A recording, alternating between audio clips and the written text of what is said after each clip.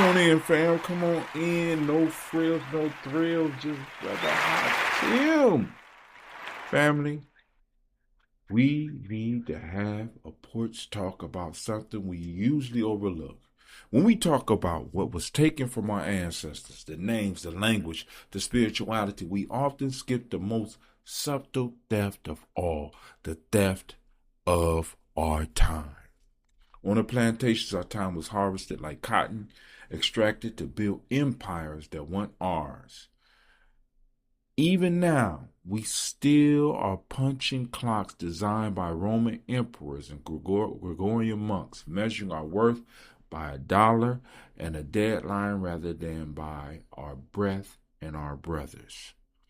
It is time to scrape off the buildup, these external schedules, and get back into the rhythm that actually fits our soul. When people joke about color people time, they're usually missing the point. That's not laziness. It's a surviving ancestral echo. In our original way, time was about people and events, not just the ticking of a cold mechanical hand. To move towards peace, power, and joy. Shouts out there to White Casa. We have to drop the weight of the Eurocentric calendar. We've been trying to dance to a beat that's out of sync with our internal metronome. Self-mastery starts when you stop letting an outside systems tell you what day it is and start deciding who you are within your own cycle. The Gye-Nyame Journey Fractal Calendar isn't just a way to track days. It's a tool to cut the noise off the world, right? It's called fractal because the small reflects the large. It's elegant, mathematical, and rooted in the sacred number of 7. We have, all numbers are sacred, but 7. Study, rest, and perfection. Gye-Nyame. We have 7 days, make a week. 7 weeks, make a cycle of 49 days, right? 7 weeks make a cycle. 7 cycles make a year. So that's 7 cubed, or 7 times 7 equals 343 days. This creates a year, 343 days. Now, the solar year is a bit longer, which leaves us with the remainder of 22, and on leap years, 23 days. We call this time the Great Pause or Kwanzaa season because it happens in December. So this year was around December 15th, right? And it extends all the way. Hold on. I'm getting ahead of myself. So listen. So we know it started on about December 15th. This isn't vacation in the way the world defines it. This is Kwanzaa season, a time for deep reflection, communal celebration, and shedding the illusions of the past year. It's a spiritual reset. Our new year doesn't just pop up because the ball dropped in Times Square. It begins on the first Umoja. For those uninitiated, unity, the first Umoja, or what y'all might call Monday, following the Great Pause. For example, the first Monday in January, the first Umoja in January. In 2026, for instance, we step into the new year on January the 5th, or we will step into it on January the 5th. It forces you to be present.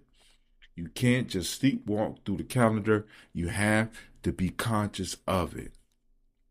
While the calendar tracks the sun, the Nguzo Saba Narrative Map tracks the soul. In West African traditions, your name was often tied to the day you were born. We reclaim that.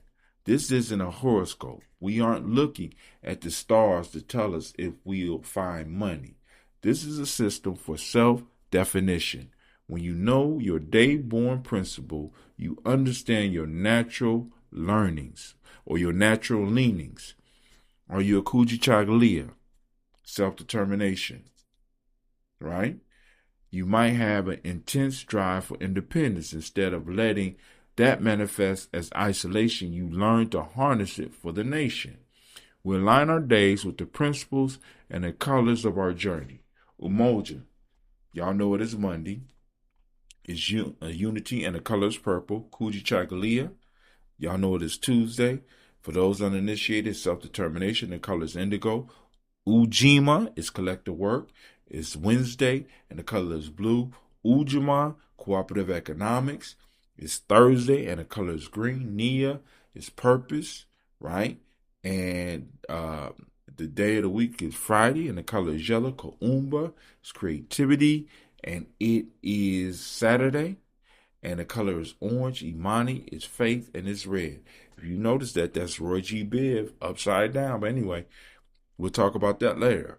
When we greet each other with a great Ujima to you, we aren't just being polite. We are reinforcing a governance structure that belongs to us. We are shedding the false narratives of being minorities or employees and stepping into our roles as creators and builders. By changing our language, we change our reality. We stop acting like we're under surveillance by an outside system and start acting according to our own internal compass. It's our time, family. Let's take it back. Of course, you know I got a call to inaction. The river does not try to flow. It simply let go of the mountain. I've been using that for the whole pause, for the whole great pause. Listen, we live in a world that screams, do more, until we are hollow. But self-mastery is often found in what we leave behind. Today, don't look for a new task. Look for a burden to drop. Reflect on these questions. What urgent obligation on your current calendar is actually someone else's priority and not your purpose? 2, which digital distraction can you stop feeding today to reclaim 30 minutes of your own silence? 3, what false labels have you been carrying that you can choose to stop believing right now? Don't do more. Just stop one thing that's weakening. The ancestors will, guess what? Meet you in the silence. Yo, this brother Hatim with no frills and no thrills. And I hope that you got it. I hope that you understand. If you have any questions, hit me on whatever platform you're listening to me on. Inbox me. I don't care. Like, subscribe, share, help us build up our channel, because our channel will not grow organically. You know what I'm saying?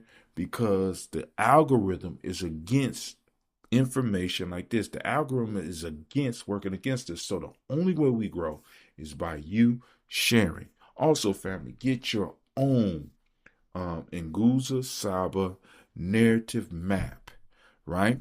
Look in the link in the description. And I want to thank you for your time and your patience. And Brother Hatim is out.